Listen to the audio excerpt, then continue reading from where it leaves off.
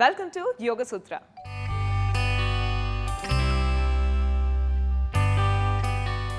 ఇన్ని రోజులు corona pandemic టైంలో మనం ఇమ్యూనిటీ ఎలా బిల్డ్ చేసుకోవాలో, ఒక్కొక్క డిసీజ్కి తగ్గట్టు ఏ యోగాసనాలు చేస్తే బెనిఫిషియల్గా ఉంటాయో చూసాం కదా. మరి ఇవాళ నుంచి రకరకాల ప్రాపర్టీస్ యూజ్ చేసి యోగాసనాలు ఎలా చేయాలో చూద్దాం. మరి ఇవాళ ఎపిసోడ్లో కృష్ణ గారు మనందరికీ ఏ ఆసనం పరిచయం చేయబోతున్నారో చూద్దామా?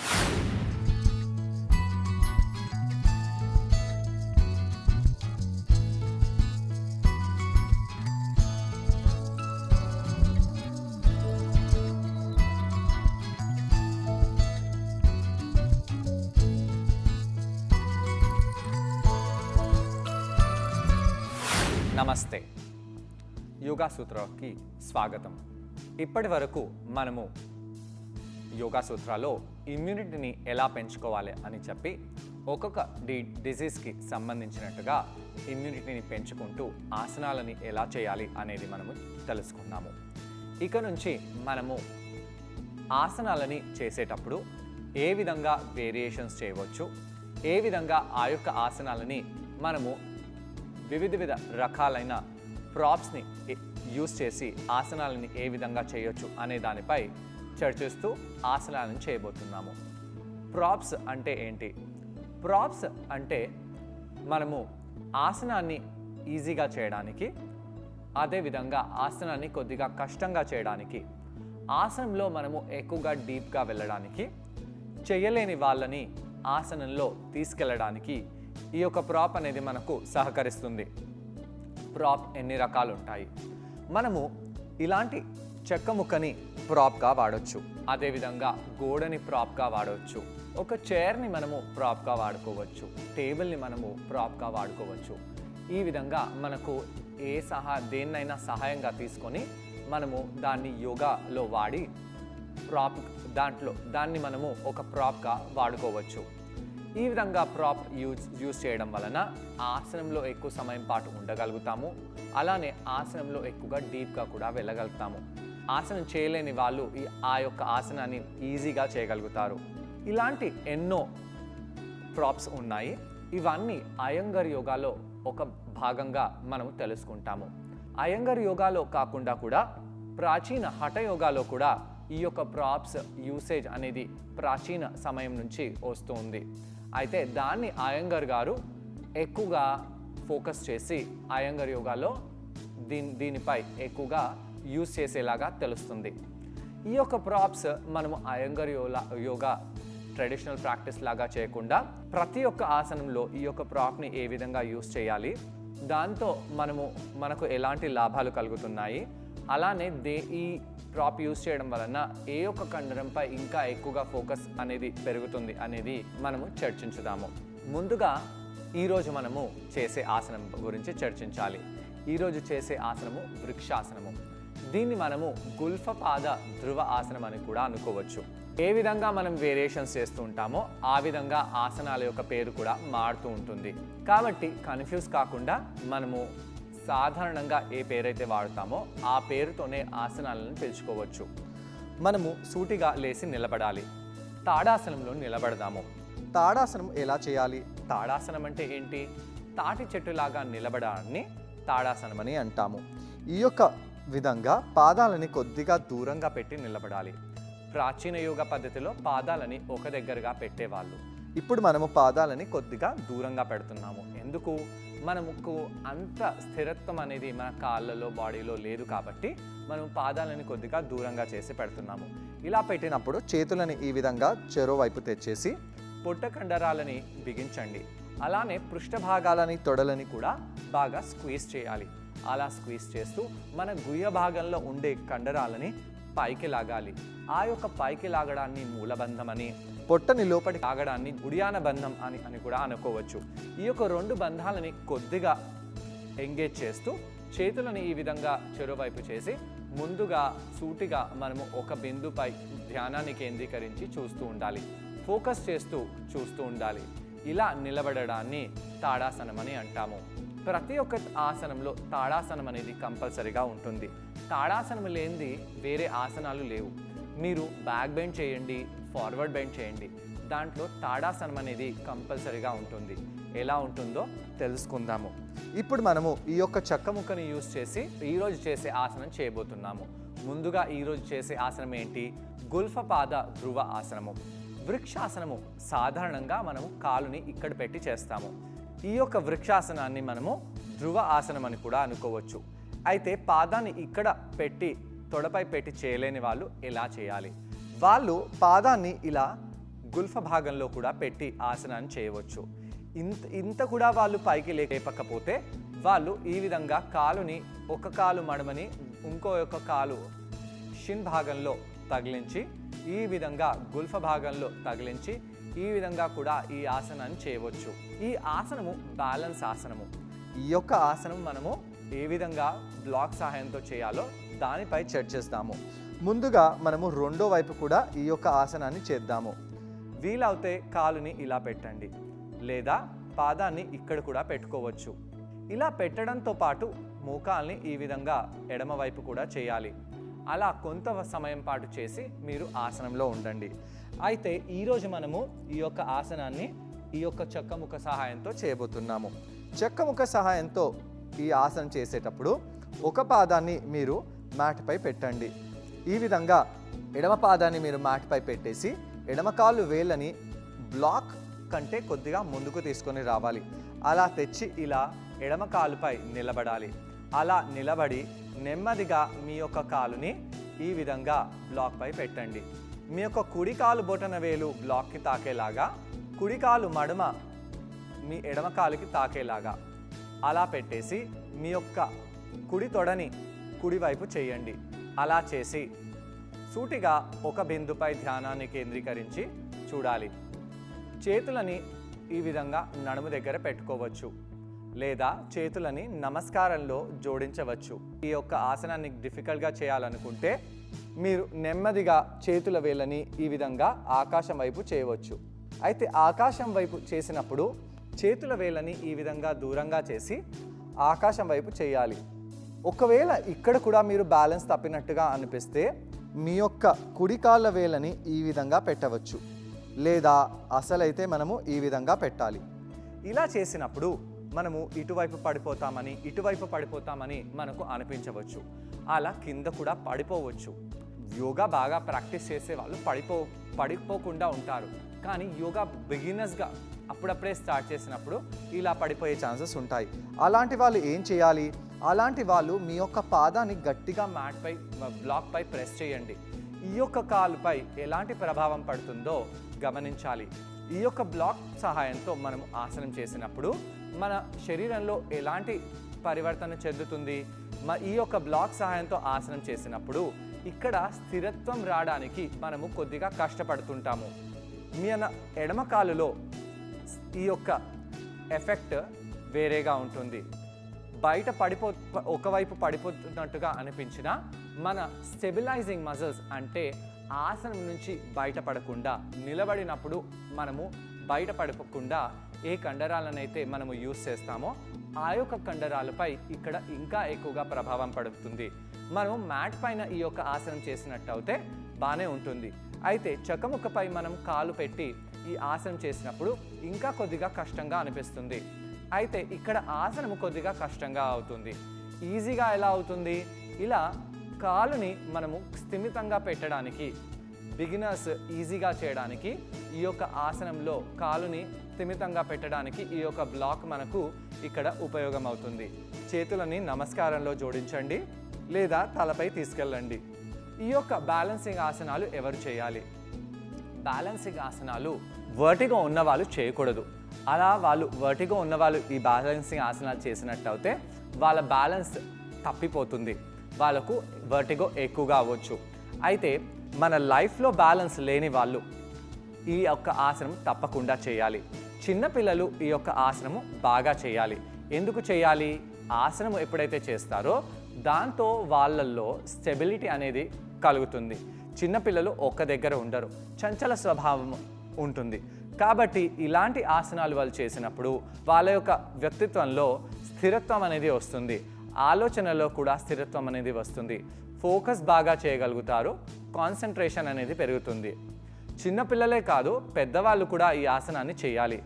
ముఖ్యంగా కాలుపై ఎవరి కాళ్ళల్లో వీక్నెస్ అనేది ఉందో, ఎవరి కాళ్ళల్లో స్టెబిలిటీ అనేది లేదో, ఫ్లాట్ ఫీట్ అంటే అరికాలులో వంపు అనేది ఉండకుండా ఫ్లాట్గా ఉంటుందో, అలాంటి వాళ్ళు కూడా ఈ ఆసనాన్ని తప్పకుండా చేయాలి. ఇలా ఆసనం చేసిన తర్వాత నెమ్మదిగా కిందికి వచ్చేయండి. ఈ యొక్క ఆసనానికి ప్రిపరేషన్ ఇంకా కూల్ డౌన్ రెండు ఒకటేలాగా ఉంటాయి. ఏంటవి? ఇలా బ్లాక్ పై మనము కాళ్ళని పెట్టేసి నిలబడాలి.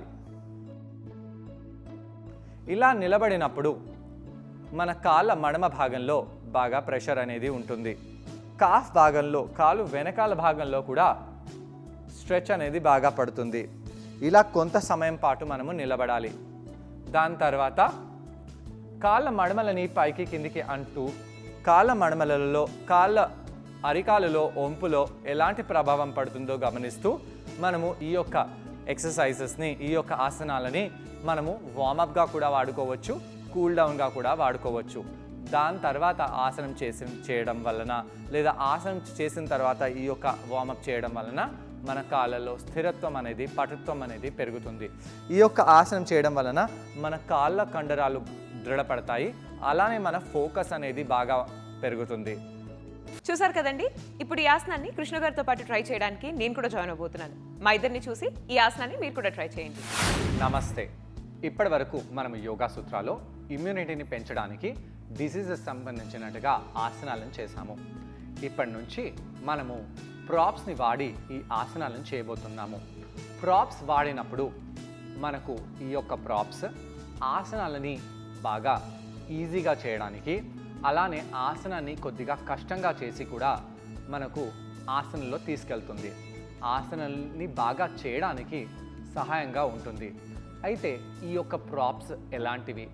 ప్రాప్స్ని మనము ఒక చెక్క ముక్క అంటే ఆ బ్లాక్ని వాడి ప్రాప్గా యూజ్ చేయవచ్చు. అలానే గోడని సహాయంతో కూడా ఆసనాలను చేయవచ్చు. దేన్నైతే మనము యూజ్ చేసి హెల్ప్గా ఉండడానికి వీలయ్యేలాగా వాడి ఆసనం చేస్తున్నామో దాన్ని ప్రాప్ అని అనుకోవచ్చు. ఈరోజు చేసే ఆసనము ధ్రువ ఆసనము. మనము తాడాసనంలో వెళ్ళి నిలబడదాము. తాడాసనంలో పాదాలని కొద్దిగా దూరంగా పెట్టేసి, చేతులని నడుము ప్రాంతంలో పెట్టేసి, ఆ నడుము కింద ఉన్న కండరాలని అన్నిటినీ స్థిరంగా చేసుకోవాలి. పృష్ఠ భాగాలని, తొడలని, గుహ భాగాన్ని మనము స్క్వీజ్ చేసుకోవాలి. అలానే పొట్ట కండరాలని కూడా లోపటికి పైవైపు పుల్ చేయాలి. అలా పుల్ చేసి కాళ్ళ వేళ్ళని మనము మ్యాట్కి తాకకుండా కాళ్ళ వేళ్ళని ఇలా పైకి లేపవచ్చు. అలా లేపి అరికాలులో కూడా స్థిరత్వాన్ని పెంచుకోవచ్చు. ఇక్కడ ఇలా ఉండడాన్ని తాడాసనం అని అంటాము. నార్మల్గా మనం తాడాసనంలో ఉన్నప్పుడు పాదాలని చాలా దూరంగా చేసి చాటలలాగా ఒకవైపు చాపి పెడతాము. అలా పెట్టకుండా రెండు కాళ్ళ వేళ్ళని సూటిగా ముందు వైపు చేసి పెట్టాలి. శ్వాస తీసుకుంటూ శ్వాస వదిలేస్తూ ఇక్కడ కొంత సమయం పాటు ఉండండి.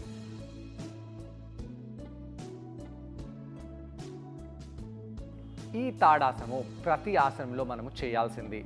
ప్రతి ఆసనంలో తాడాసనాన్ని లో ఎలాగైతే అలైన్మెంట్ ఉందో అలా ఉండేలాగా చూడాలి.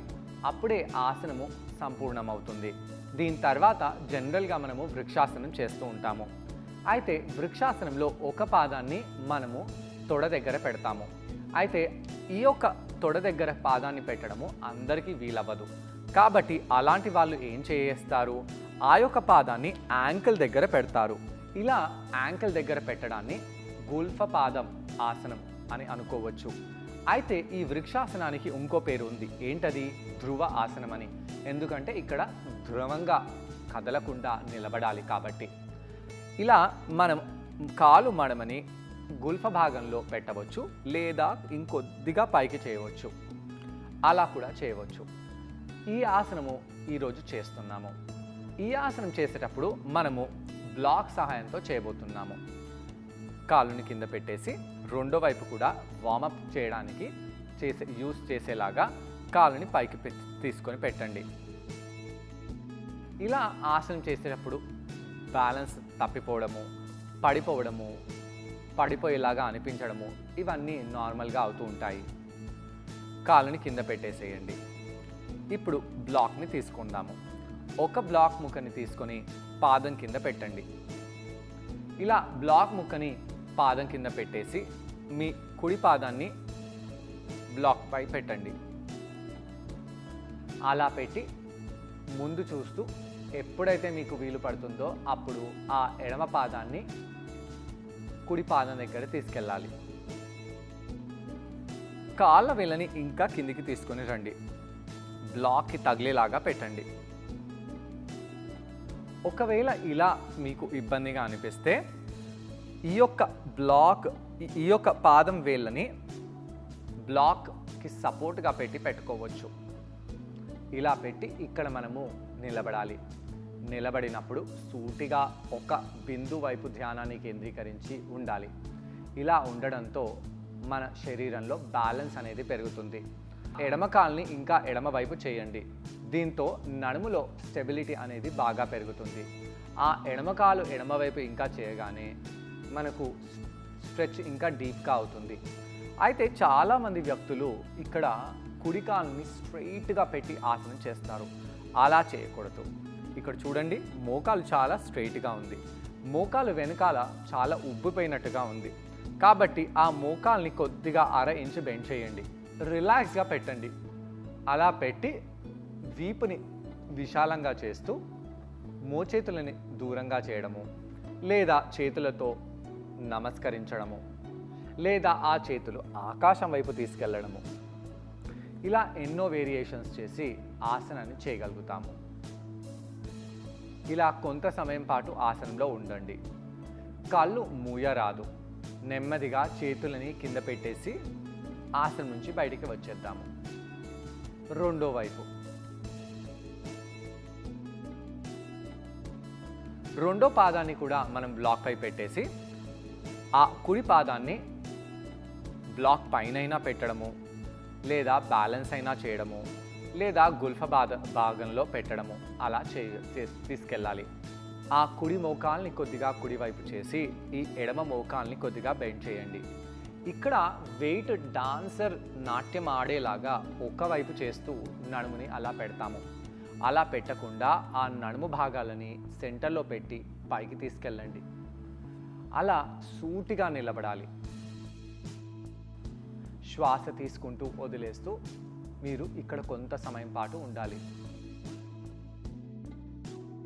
ముందు చూస్తూ ఉండండి. ఇలా కొంత సమయం పాటు ఆసనం చేసిన తర్వాత ఈ యొక్క పృష్ఠభాగాన్ని ఇంకా పైకి లాగుతూ మీరు ఆసనంలో ఉండవచ్చు. దాని తర్వాత పాదాన్ని కిందికి పెట్టేసేయండి. చూసారు కదండి, ఈ ఆసనం పేరు గుల్ఫ పాద ధ్రువాసనం. ఈ ఆసనం చేయడం వలన కాళ్ళ కండరాలు బాగా బలంగా దృఢంగా తయారవుతాయి. అలాగే ఏకాగ్రత బాగా పెరుగుతుంది. ఇది బ్యాలెన్సింగ్ ఆసనం కాబట్టి శరీరంలో స్థిరత్వం కూడా బాగా పెరుగుతుంది. మరి ఈ ఆసనానికి కౌంటర్ ఎలా చేయాలో చూద్దాం. ఈ ధ్రువ ఆసనము ఎప్పుడైతే మనం బ్లాక్ సహాయంతో చేస్తామో మన కాళ్ళల్లో చాలా అవేర్నెస్ అనేది పెరుగుతుంది. కాళ్ళల్లో ఉండే కండరాలు బాగా యాక్టివ్గా అయిపోతాయి. ఈ విధంగా ఈ యొక్క ఆసనం మనకు ఈజీగా అవుతుంది. అలానే బ్లాక్ సహాయంతో చేసినప్పుడు ఆ పాదము వేరే పాదానికి తాకుతుంది కాబట్టి తాకడానికి కూడా అక్కడ ఆస్కారం అనేది ఉంది. బ్యాలెన్సింగ్కి కొద్దిగా ఇనిషియల్గా టఫ్ అనిపించిన ఈ ఆసనం చేయడం వలన మీరు స్థిరత్వాన్ని పొందుతారు. ఈ స్థిరత్వం మన శరీరంలోనే కాకుండా మన థాట్స్లో, మన మైండ్లో, మన ఆలోచనలో కూడా, వ్యక్తిత్వంలో కూడా తెలుస్తుంది. ఇలా ఆసనం చేసిన తర్వాత మనము నార్మల్గా కిందికి వచ్చి కూర్చొని రిలాక్స్ అయిపోవచ్చు.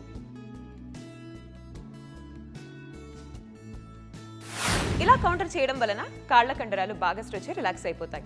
మరి ఇవాళ ఎపిసోడ్లో మనం కృష్ణ గారిని అడగబోయే ప్రశ్న ఏంటంటే, ఈ ఆసనం చేసేటప్పుడు మనం ఎటువంటి జాగ్రత్తలు పాటించాలి? కృష్ణ గారిని అడిగి ఈ ప్రశ్నకు సమాధానం తెలుసుకుందాం. గుల్ఫ పాద ధ్రువ ఆసనము చేసేటప్పుడు ఎలాంటి జాగ్రత్తలు తీసుకోవాలి? ఈ యొక్క ఆసనం చేసేటప్పుడు మనము కింద పడిపోకుండా జాగ్రత్తగా ఉండి ఆసనాలను చేయాలి. ముఖ్యంగా వృద్ధులు, కాళ్ళు బలహీనంగా ఉన్న వాళ్ళు దేన్నైనా సపోర్ట్ని పట్టుకొని, ఒక చైర్ని, టేబుల్ని పట్టుకొని లేదా గోడని పట్టుకొని ఈ యొక్క ఆసనం చేస్తే చాలా బాగా ఉంటుంది. అలానే ఈ యొక్క ఆసనం చిన్న పిల్లలు ఎక్కువ సమయం పాటు చేసినట్టు అయితే వాళ్ళకు మంచి జరుగుతుంది. వర్టిగో ప్రాబ్లం ఉన్న వాళ్ళు బ్యాలెన్స్ తొందరగా తప్పిపోతారు. అలాంటి వాళ్ళు కూడా ఈ ఆసనము చేయకూడదు. ఈ ఆసనం చేసినప్పుడు కళ్ళని మూసివేస్తే కష్టంగా ఉంటుంది.